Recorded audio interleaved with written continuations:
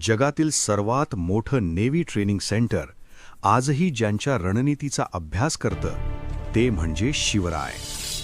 ज्या काळात औरंगजेबाकडे अफाट संपत्ती आणि सैन्य होतं, त्या काळात शून्यातून विश्व कसं निर्माण करायचं याचं जिवंत उदाहरण म्हणजे माझे महाराज.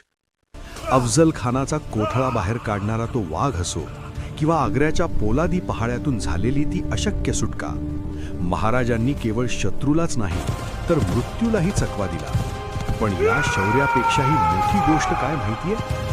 ज्या काळात जग विजयानंतर शत्रूच्या स्त्रियांवर अत्याचार करायचं, त्या काळात शत्रूच्या सुनेलाही साडी चोळी देऊन सन्मानाने पाठवणारा हा जगातील पहिला आणि एकमेव राजा होता.